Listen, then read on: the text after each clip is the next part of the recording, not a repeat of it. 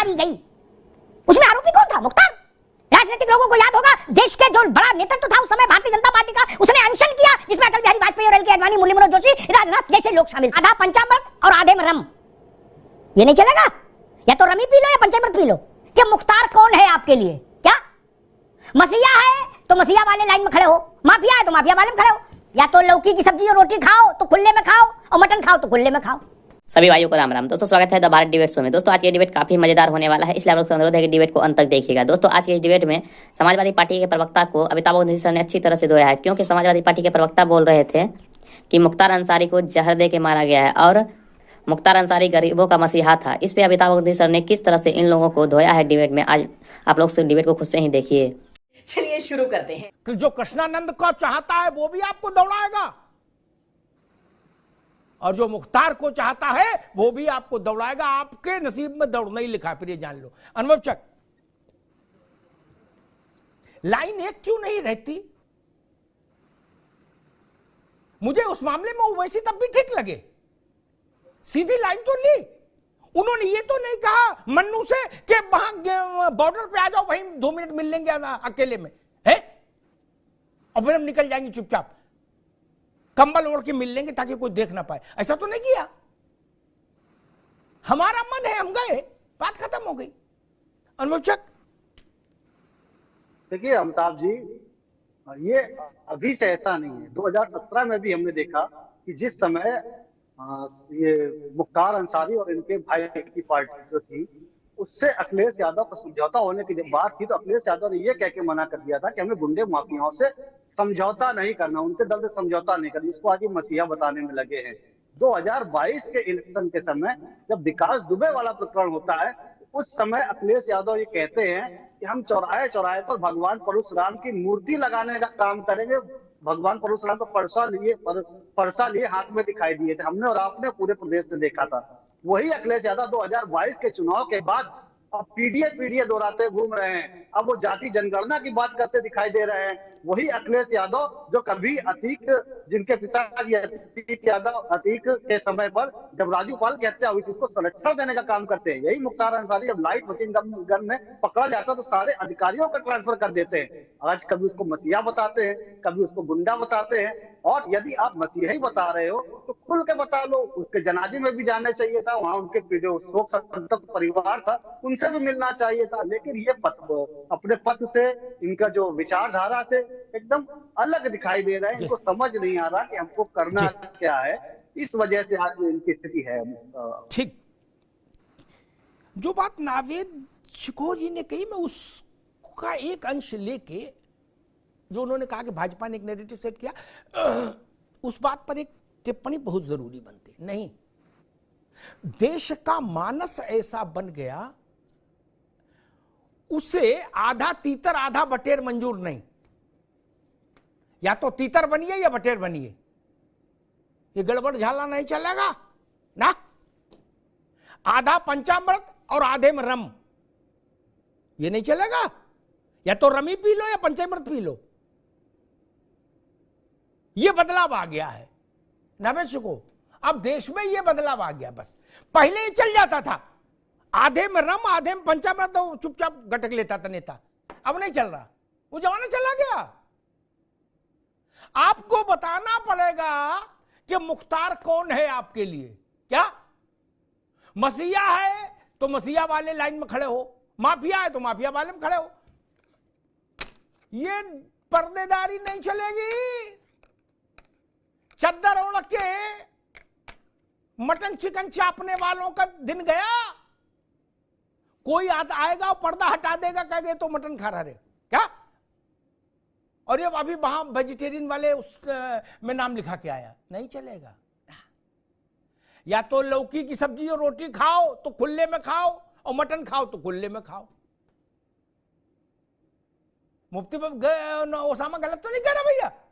अब वो समय बीत गया जब सोमवार को चोर और मंगल को साहूकार बता के दोनों तरफ से लड्डू ले लेते थे। अब लड्डू नहीं मिल रहा दोनों तरफ से, एक तरफ खड़ा होना पड़ेगा। जब लड्डू की बारी आए तो लड्डू मिलेगा, और डंडे की बारी आएगी तो डंडा भी मिलेगा।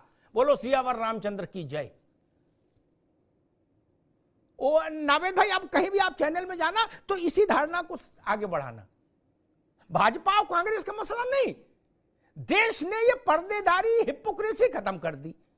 बोले अयोध्या में आप पक्ष में हैं कि खिलाफ हैं? क्या बोले? नहीं, 50-50 किनारे फेंक दिया निकाल के। या तो राम आपके हृदय में बसते हैं या नहीं बसते, बात खत्म। ये चोरी चपाड़े का काम ही बंद हो गया। अब कहां हो रहा बताओ? इसमें मायावती और समाजवादी पार्टी की लीडरशिप से बेहतर मेरी नजर में मौर्य, स्वामी मौर्य और असदुद्दीन है। उन्हें ताल ठोक के कहा तो और गए और फोटो खिंचाई। आप गुपचुप गुपचुप क्या कर रहे हो? एक सिनेमा में गाना था ना, गुपचुप गुपचुप गुपचुप गुपचुप। नहीं चलेगा गुपचुप गुपचुप। आज तो दुनिया में इतना मीडिया, सोशल मीडिया आ गया है, खट से फोटो खिंच जाती। और अगर आपने अफजाल को फोन भी किया होता किसी ने, तो भी अफजाल ने ट्वीट में ट्वीट डाल दिया होता। नहीं, क्यों भाई? शादी में तो सब गए थे और फोटो खिंचाई थी 15। नावेद गलत कह रहा हूं? नावेद हमारे यहां शादी में आए और फोटो खिंचाएं और हमारी फोटो को अपनी पब्लिसिटी के लिए अपलोड कर दें और गमी में ना आए, तो फिर तो रिश्ता ऐसा हो ही जाएगा भैया, नहीं हो जाएगा। मैं यही बताने के लिए आज ये विषय लाया था। लाइन आपको एक रखनी पड़ेगी मित्र,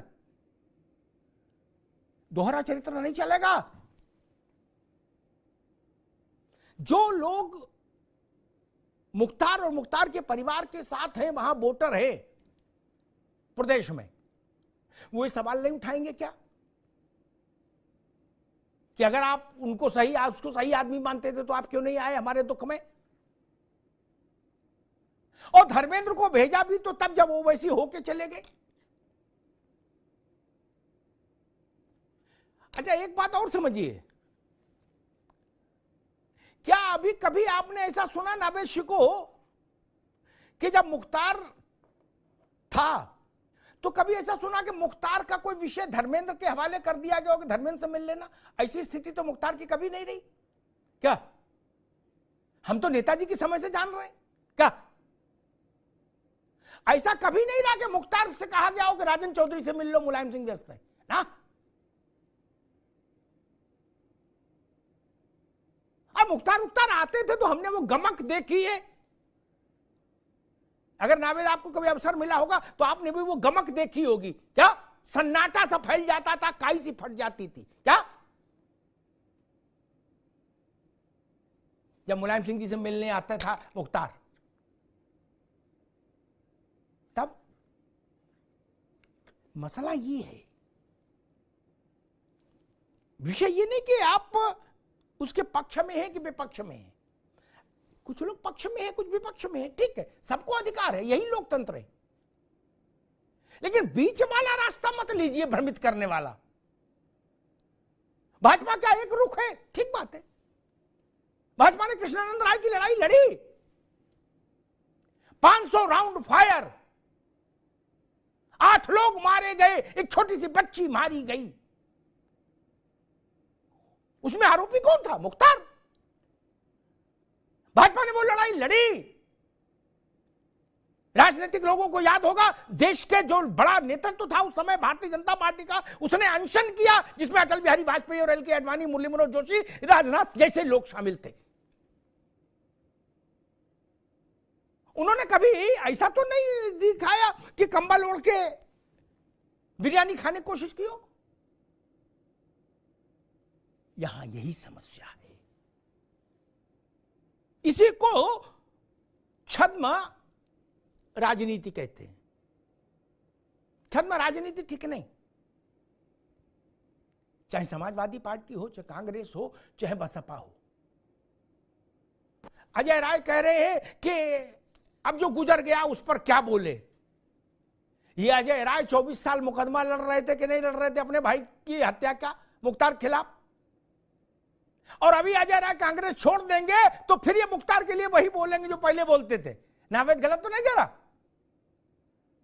यहीं से मामला गड़बड़ हो जाता है। आपको कांग्रेस से कहना चाहिए था कि मेरे भाई की हत्या की है।